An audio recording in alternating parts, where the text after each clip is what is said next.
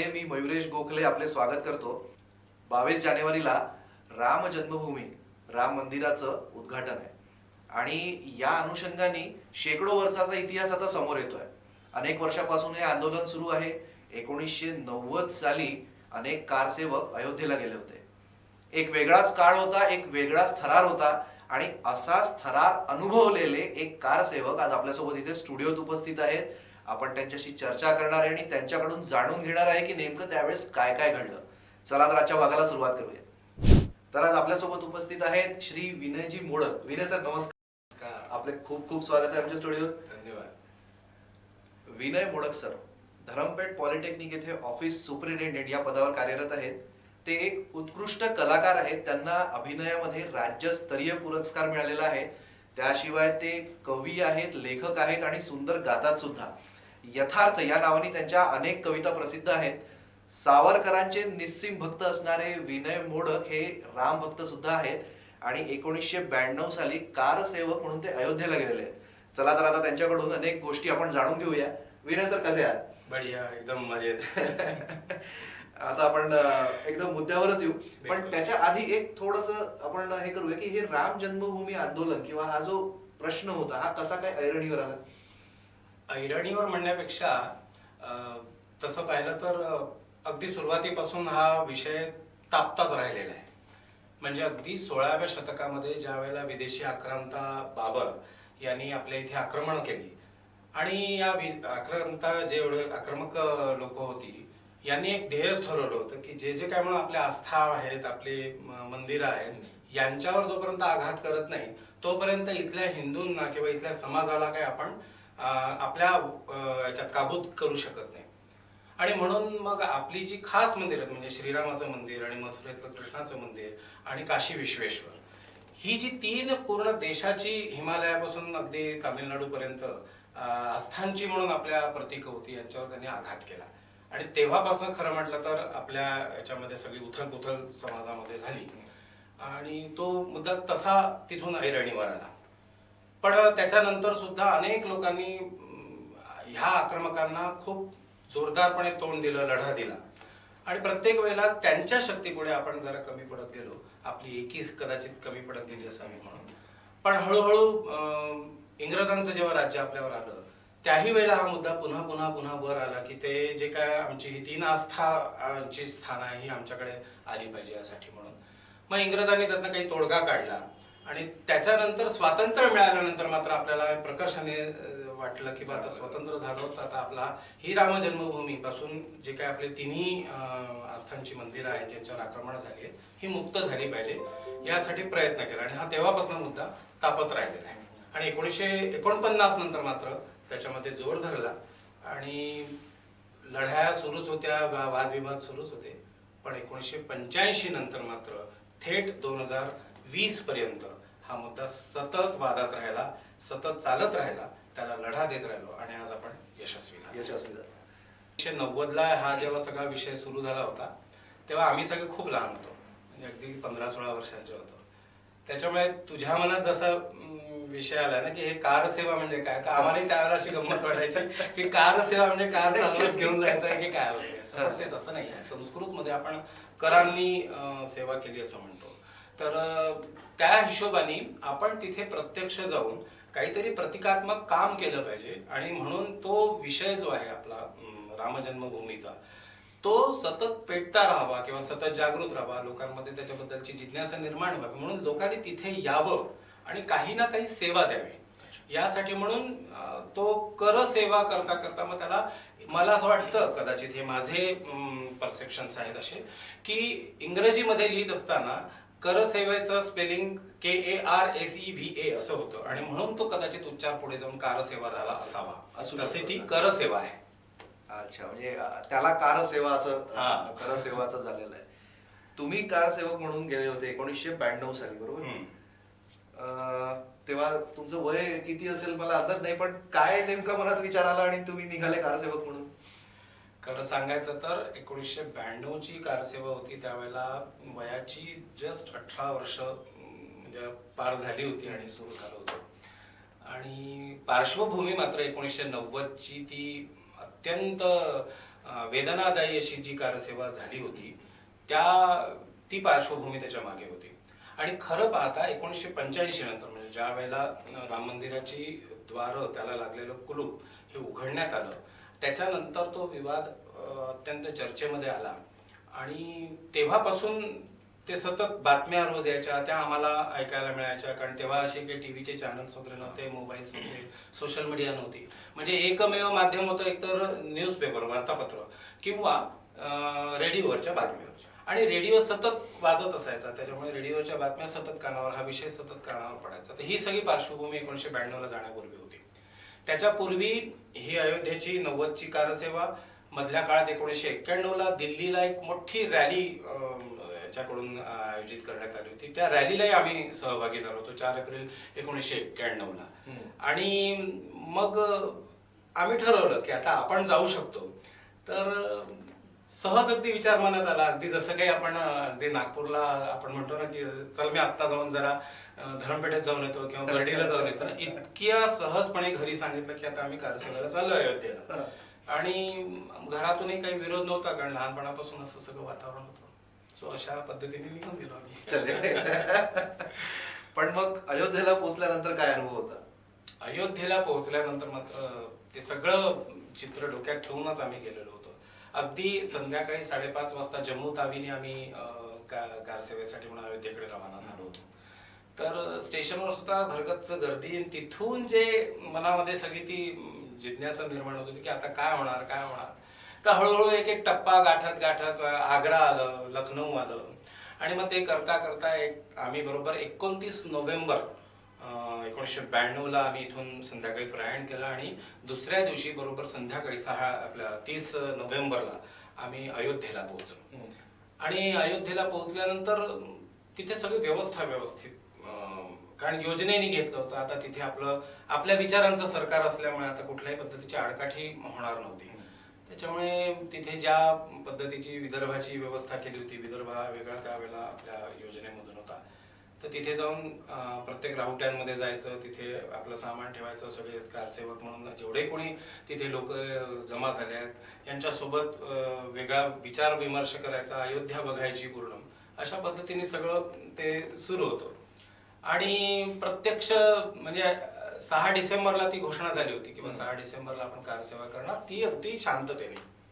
म्हणजे प्रतिकात्मक ती कारसेवा व्हायला हवी की लोकांनी सकाळी उठून शरयूला जावं, शरयूची आंघोळ करावी, शरयूच्या तिथून पात्रातून रेती घ्यायची आणि ती इथे येऊन समर्पित करायची. बस एवढी काय ती कारसेवा ठरली होती.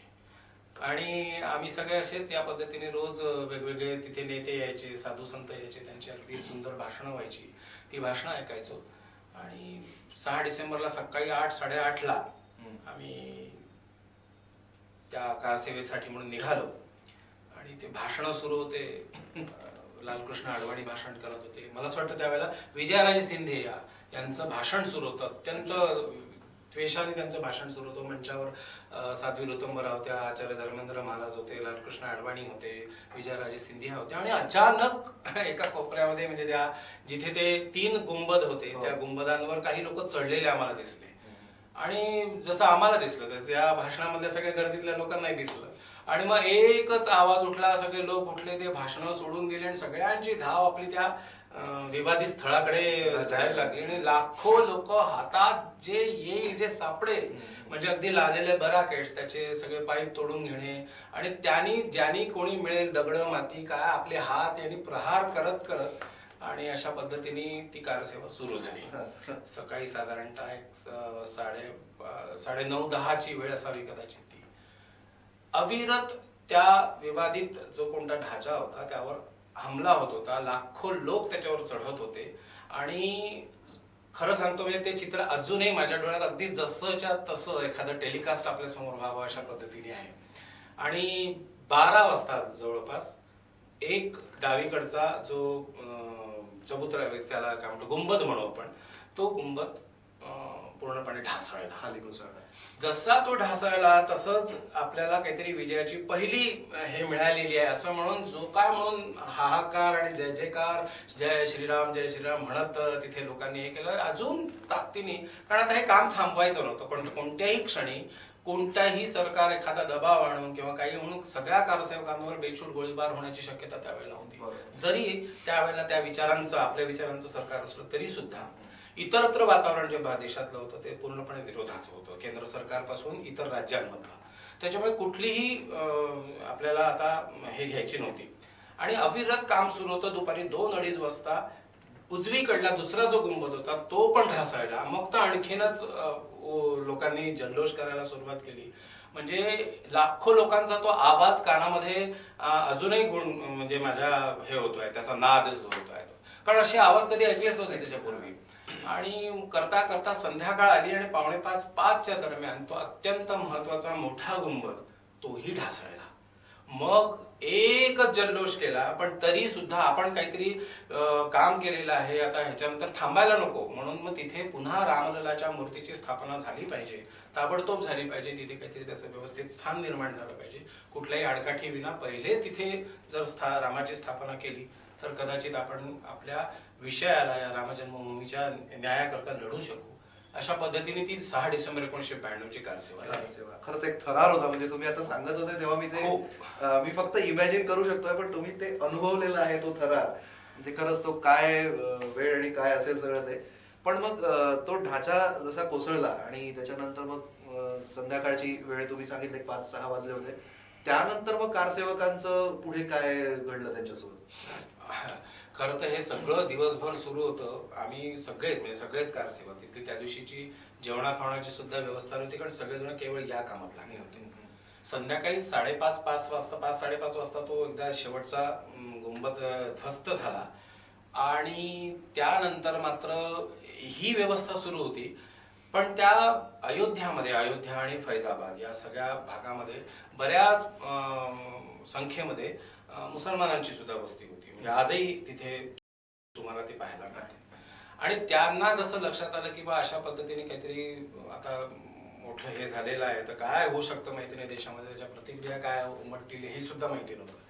म्हणून त्या लोकांनी आपली घरं सोडून दिली आणि आपल्याच घरांना त्यांनी आगी लावायला सुरुवात केली, की जेणेकरून तो कदाचित आरोप कारसेवकांवर जाईल, या आंदोलनावर जाईल, की या आंदोलनाने काय करून ठेवलेलं आहे, अशा पद्धतीचा आरोप त्यांच्यावर निश्चित व्हावा. म्हणून त्यांनी आपल्याच घरांना आगी लावल्या. तर त्या क्षणी आम्ही जेव्हा तो ढाचा ध्वस्त झाल्यानंतर तिथे काम सुरू होतं, तेव्हा आजूबाजूला जेव्हा बघत होतो तेव्हा आगीचे लोण अयोध्येमध्ये हे झाले होते आणि अक्षरशः धुराने पूर्ण त्या अयोध्येचा आसमंत ग्रासून टाकला होता. आता हे सगळं काम सुरू होतं आणि आम्हाला असं वाटलं होतं की कदाचित 1990ची पुनरावृत्ती होते की काय, आता पुन्हा सीआरपीएफ येते की काय, आणि मग बेछूट गोळीबार पण होऊ शकतो, ही एक धास्ती होतीच मनामध्ये आणि काही होऊ शकत होतं त्यावेळेला. पण तसं काहीही झालं नाही आणि संध्याकाळी बरोबर 7-8 वाजता त्यावेळेचे जे कल्याण सिंग मुख्यमंत्री होते उत्तर प्रदेशचे, त्यांनी हे आपण या पद्धतीच्या ढाच्याचं संरक्षण करू न शकल्यामुळे आता मी माझी स्वतःची जबाबदारी समजून राजीनामा देतो आहोत, अशा पद्धतीने त्यांनी राजीनामा दिला आणि तिथे केंद्रशासित राज्य आपलं लागलं. पण परिस्थिती अत्यंत त्यावेळेला बिकट झाली होती. अयोध्येमध्ये सगळीकडे सामसूम झालेलं होतं. पूर्ण देशामध्ये आता ही वार्ता पसरली होती आणि लवकरात लवकर तिथे रामललाच्या मंदिराचा चबुतरा तयार करून तिथे प्रतिष्ठापना करणे आवश्यक झालं होतं. आता आम्ही सगळी मंडळी हे सगळं करत असताना विश्व हिंदू परिषदेचं तिथे कार्यालय होतं, त्या कार्यालयात गेलो ज्या ठिकाणी रामजन्मभूमी संबंधाचा न्यास जिथे निर्माण झाला होता तिथे. तर तुम्हाला आश्चर्य वाटेल की ज्या ठिकाणी ते मशीद म्हणून त्यांनी जे उभारलं होतं ती जेव्हा तोडण्यात आली आणि त्याच्यातनं सगळे जे अवशेष निघाले, त्याच्यामध्ये कितीतरी हिंदू देवतांच्या मूर्तींचे अवशेष निघाले, चांगले चांगले मंदिराचे पिलर्स निघाले, मोठमोठ्या घंटा निघाल्या, आपले सगळे प्रतीक तिथून निघाले आणि ही सगळी तिथे मांडली होती. आम्ही हे सगळं त्याचं दर्शन करायला गेलो होतो तिथे. आणि मग सतत रोज सकाळी जाणे, शरयूमध्ये स्नान करणे, कारसेवा करून तिथे त्या चबुतऱ्याची मांडणी करणे, तिथे मंडप उभारणे, ह्या सगळ्या कामामध्ये सगळे कारसेवक लागले होते. आणि मला असं वाटतं की 9 डिसेंबरला तिथे सीआरपीएफने पूर्ण कब्जा केला आणि केंद्र सरकारने ताबडतोब कारसेवकांना तिथून रिकामं करण्याकरता म्हणून विशेष ट्रेनची पण व्यवस्था केली होती. आणि मग सीआरपीएफ तर माहिती आहे की त्यांना शेवटी कसंही करून मारून मुटकून कारसेवकांना बाहेर काढायचं होतं, कारण कारसेवक तर काही तिथून हटणार नव्हते. आता काम तसं झालेलं होतं, त्याच्यामुळे मग खूप आंदोलन करण्यात काही तिथे त्यावेळेला अर्थ नव्हता. पण सीआरपीएफ लाही माणसं धजावत नाही असं म्हटल्यावर मात्र सीआरपीएफनी लाठीचार्ज करत करत एक एक कारसेवकाला तिथून काढलं आणि मग आम्ही पोहोचलो रेल्वे स्टेशनवर. बरोबर 10 डिसेंबरला आम्ही नागपुरात पोहोचलो. म्हणजे जवळपास 29 नोव्हेंबर पासून ते 10 डिसेंबर असा एक मोठा स्पॅन कारसेवकांचा जो तिथे नागपुरातून राहिला. मला असं वाटतं त्यापैकी आम्ही होतो. अंदाजे किती लोक असतील तेव्हा तिथे कारसेवक म्हणून? बापरे, लाखो लोक असतील. लाखो. कारण डोळ्यात मावत नव्हती आणि पहिल्यांदाच मी इतका मोठा जनसमुदाय बघत होतो. बरं, आता एक बोलता बोलता सहज मला असं लक्षात आलं, तुम्ही एक सांगितलं की तो ढाचा पडला आणि त्यावेळेस तिथे कितीतरी मूर्त्या आणि आपले जुने अवशेष सगळे सापडले. तर एक मला इथे सांगावंसं वाटतं की बऱ्याचदा आपल्याकडे ज्ञान व्हॉट्सअप आणि फेसबुकच्या युनिव्हर्सिटीमधून मिळत असतं, त्याची ऑथेंटिसिटी काही नसते. पण जसं आता विनय सरांनी सांगितलं, हे स्वतः तिथे साक्षीदार होते आणि त्यांनी अनेक मूर्त्या आणि अनेक अवशेष बघितलेले आहेत. तर हे ऑथेंटिकेट माहिती आहे की खरंच तिथे आपल्या जुन्या आपल्या संस्कृतीचे अवशेष इथे होते जे तुम्ही बघितलेले आहेत. कारण हे खूप मोठं हे आहे की व्हॉट्सअपवर पटकन विश्वास ठेवायची इच्छा होत नाही. बऱ्याचदा वाचलं जातं की अवशेष होते, पण आज ते स्वतः उपस्थित होते, ते स्वतः साक्षीदार होते या सगळ्या घटनेचे. तर हे मला खरंच खूप छान वाटलं. म्हणजे पहिल्यांदा मी हे ऐकतोय की लाईव्ह कोणीतरी ते बघितलेलं आहे आणि त्यांना मी ओळखतोय. तर मलाही खूप छान वाटतंय. विनय सरांना मी बऱ्याच वर्षापासून ओळखतो तसं, पण आज हा विषय पहिल्यांदाच आम्ही एवढ्या वेळ मला वाटतं बोलतोय, आपण पहिल्यांदाच बोलतोय हा. राम जन्मभूमीची केस कोर्टात स्टँड झाली. नेमकी कधी स्टँड झाली आणि आता तर निर्णय आलेला आहे, तुम्ही नक्कीच सेलिब्रेट केला असेल तेव्हा, तर तो पण काय अनुभव होता, दोन्ही सांगाल? कधी स्टँड झाली म्हणण्यापेक्षा मी जसं मगाशी म्हटलं ना की ज्या दिवशी बाबराने त्याच्यावर आक्रमण केलं, खरं तर ती केस तेव्हा स्टँड झाली आणि तेव्हापासनं आपण त्याचा लढा देत आलोय. प्रत्येक वेळी कुठल्या ना कुठल्या शक्ती कमी असल्यामुळे म्हणा किंवा आपल्या चा जो एक जोर असतो तो कमी पडल्यामुळे कदाचित प्रत्येक वेळेला आपण मागे आलो. कारण शासक त्यावेळेचा जो होता मुस्लिम शासक, तर तो बलाढ्य होता आणि त्याच्यानंतर इंग्रजांनी सुद्धा एवढंच केलं की तिथे त्या राम जन्मभूमीचा जो काय तिथे त्या मस्जिद म्हणून जे ते गुंबद उभारलेली होती त्यांनी, त्या ठिकाणी इंग्रजांनी एकच केलं की आतमधल्या भागामध्ये मुसलमानांना पूजा अर्चा करू देण्यासाठी परवानगी दिली आणि बाहेरच्या चौथऱ्यावर हिंदूंनी पूजा अर्चा करावी अशा पद्धतीची त्यांनी व्यवस्था केली. पण ती आपल्याला मान्य नव्हती, कारण मूळ राम जन्मभूमीवर आघात झाला होता, आक्रमण झालं होतं आणि ते ध्वस्त झालं होतं. मूळ तिथे असलेलं मंदिर ध्वस्त झालं होतं. म्हणून मग पुन्हा एकदा संघर्ष जेव्हा केला त्यावेळेला मात्र इंग्रजांनी सरळ त्याला कुंपणं घातली आणि कुलूप लावून टाकलं. 1947 ला भारत स्वतंत्र झाला आणि स्वतंत्र झाल्यानंतर अगदी साहजिक आहे की आता ही सगळी आपली जी आस्थाची जी केंद्र आहेत ही आता पुन्हा आपल्याला मिळायला हवी आणि जिथे जिथे म्हणून आक्रमकांची काही खूण आहे ती नष्ट व्हायला हवी, यासाठी म्हणून प्रयत्न झाला. पण ते कुलूप जे लागलेलं होतं, ते कुंपणं लागली होती, आता तिथे सगळ्या पूजा अर्चा किंवा प्रवेश सगळा बंद झाला होता. मग तो कसा पुन्हा मिळवायचा याच्यासाठी पुन्हा संघर्ष सुरू झाला, पुन्हा सगळ्या गोष्टी करायच्या होत्या. एक तर भारत स्वतंत्र झाला असल्यामुळे आपण विकसनशीलतेकडे पण वळलो होतो, म्हणजे सायमल्टेनियसली आपल्याला दोन्ही बाजू बघायच्या होत्या भारतामध्ये. पण सरकार प्रत्येक वेळेला या विशेष समाजाच्या लांबल चालनामध्ये सतत अडकली असल्यामुळे मतांच्या राजकारणामध्ये. पण 1985 ला ज्या कोर्टाने मात्र सांगितलं की ही आता कुलूप उघडल्या गेली पाहिजे आणि त्यात हिंदूंना प्रवेश मिळाला पाहिजे आणि खरं तर तिथून ही पुन्हा एकदा जी स्टँड झाली, ज्याला तुम्ही म्हणताय ना तसं ती स्टँड झाली आणि 1985 पासून मात्र अविरत सततपणे अगदी 2020 हा जो शेवटचा निकाल सर्वोच्च न्यायालयाने दिला सुप्रीम कोर्टाने, तोपर्यंत तो चालू होता.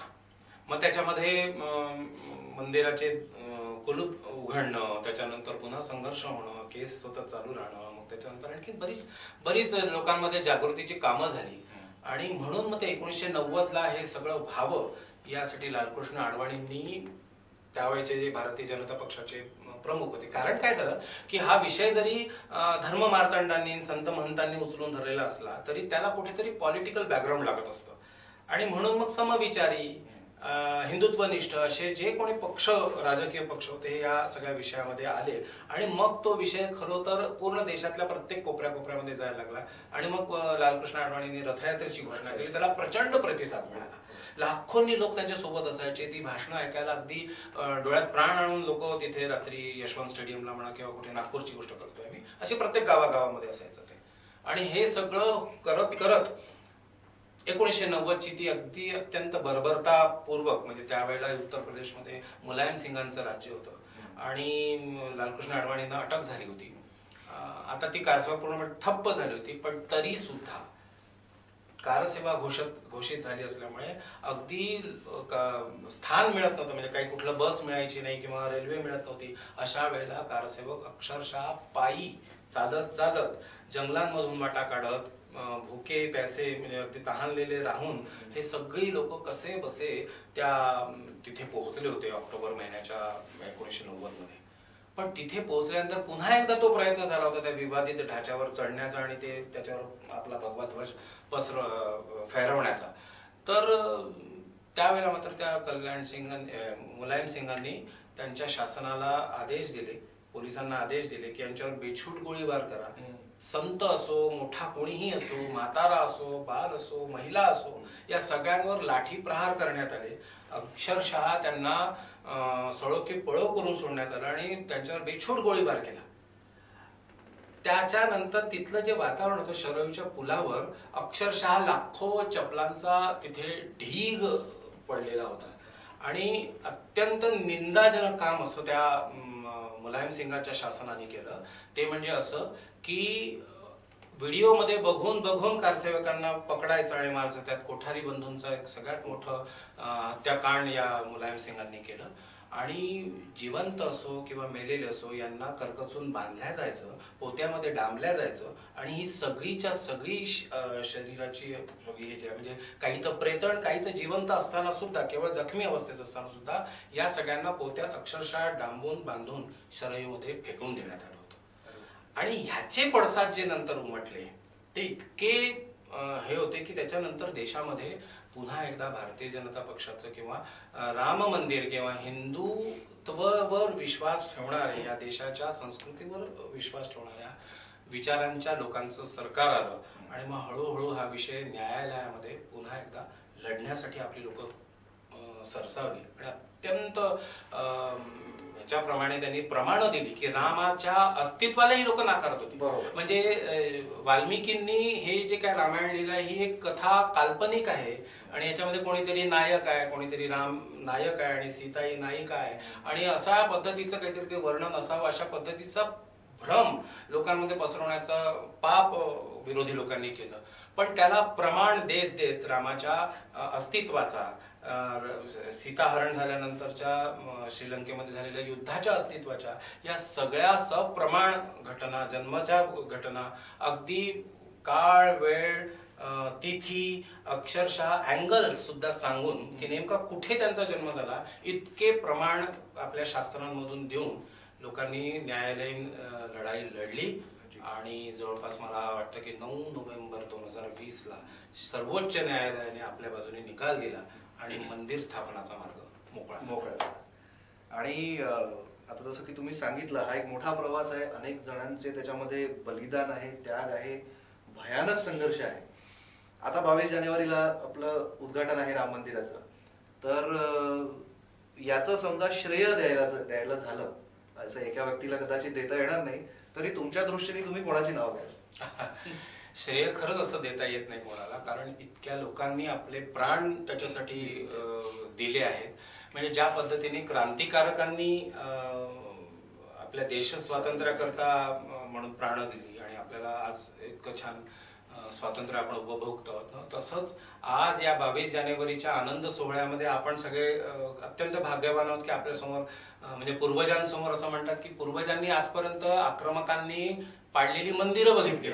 म्हणजे केवळ मंदिरं आणि आमची आस्थाची जी स्थानं होती ही केवळ पडताना, ध्वस्त होतानाच बघितलंय. तुम्ही आम्ही आज या 2022-21व्या शतकामध्ये आपण सगळी जी लोक आहोत अत्यंत भाग्यशाली आहोत की आपण आपल्या डोळ्यासमोर मंदिर उभारतानाचा इतिहास बघतो आहोत. खरंय. त्याच्यामुळे असं श्रेय डायरेक्ट कोणाला देता येत नाही, कारण खूप लोकांनी त्याच्यामध्ये संघर्ष केला. पण तरी जर प्रामुख्याने नावं घ्यायची म्हटलं तर त्या 1990 नंतर ते वातावरण किंवा 1985 नंतर ते वातावरण या देशामध्ये सतत सतत राहण्याकरता म्हणून साध्वी ऋतंभरा आहेत, आचार्य धर्मेंद्र महाराज आहेत, उमा भारती आहेत. अगदी राजकीय पक्षातल्या लोकांची नावं घ्यायची म्हटलं तर उत्तर प्रदेश मधल्या याचे विनय कटियार आहेत, त्याच्यानंतर लालकृष्ण अडवाणी, अटल बिहारी वाजपेयी, या सगळ्यांनी आपल्या भाषणांमधून प्रत्येक वेळेला हा विचार मांडत, लोकसभेच्या प्रत्येक निवडणुकीमध्ये हा विषय घेत घेत लोकांना जागृत करत की हा रामाचा विषय केवळ आध्यात्मिक नाही, हा आमच्या संस्कृतीचा हा विषय आहे, तुमच्या आमच्या अस्तित्वाचा विषय आहे. आणि त्यामुळे तिथे राम जन्मभूमीवर मंदिर उभारण्याची गरज आहे, ती मुक्त झाली पाहिजे आणि ती आपली झाली पाहिजे यासाठी प्रयत्न केला. त्याच्यामुळे अशी आपण देऊ शकत नाही, पण न्यायालयामध्ये हे जे मी मगाशी म्हटलं ना की सप्रमाण त्यांना सिद्ध करून दाखवायचं की नाही या ठिकाणी रामाचा जन्म झाला आणि राम अस्तित्वात होते याची प्रत्येक ठिकाणी जी प्रमाणं दिली, ज्याला आपण प्रूफ दिली असं म्हणतो वेदांमधून काढून ते मला वाटतं वल्लभाचार्य यांनी हे सगळं केस तिथे लढली. आणि अशी सगळी लोक आहेत आणि शेकडो कारसेवक यांनी अंगा खांद्यावर लाठी प्रहार सहन केले, ज्या माता भगिनींनी आपली पुत्र गमावली, किंवा कोठारी बंधन सारखे. आता हे कोठारी बंधू एक समोर आपल्यासमोर नाव आहेत म्हणून, पण लाखो कारसेवकांना त्या ठिकाणी अत्यंत निर्दयीपणे मारण्यात आलं. त्या सगळ्यांना ह्याचं श्रेय जातं. खरं एक वेगळाच तो काळ होता, मंतरलेला काळ आपण असं म्हणू शकतो. अगदी तो सगळा म्हणजे म्हणता तर भीषण म्हणू शकतो आपण की, पण त्यांच्या संघर्षामुळेच आज आपण इतकं दिव्य खरंच म्हणजे जे स्वप्नवत वाटावं ते आज आपण अस्तित्वात बघतो. आज अनेक गावां शहरांमध्ये वेगवेगळे उत्सव सुरू आहेत, कार्यक्रम सुरू आहेत आणि निमंत्रण पत्रिका दिल्या जातात. एक वेगळं वातावरण सगळ्या देशात निर्माण झालंय. तुम्ही एक राष्ट्रभक्त आहात, राम भक्त सुद्धा आहात, तर आता या राम मंदिर उद्घाटनाच्या निमित्ताने तुमचे आता पुढचे प्लॅन काय आहेत किंवा काय सुरू आहेत उपक्रम? राष्ट्रभक्त तर आपण सगळेच प्रश्नच नाही.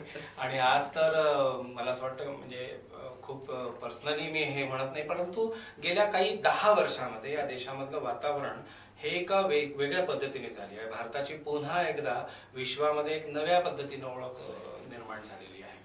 तर निश्चितच आनंदाचा क्षण आहे, कारण मी स्वतःला भाग्यशाली याच्यासाठी मानतो की 1988 नंतर ज्या म्हणून घटना या राम जन्मभूमी बाबत घडत गेल्या, त्या एकतर वृत्तपत्रांच्या माध्यमातून म्हणा किंवा नंतर निर्माण झालेल्या न्यूज चॅनलच्या माध्यमातून म्हणा, किंवा काही घटनांमध्ये प्रत्यक्ष आपण सहभागी झालेलो आहे. म्हणजे असं रामशिला पूजन झालं तेव्हा आम्ही प्रत्येक घरोघरी गेलो, संपर्क अभियान झालं, स्वाक्षरी अभियान झालं, त्याच्यानंतर निधी संकलन झालं.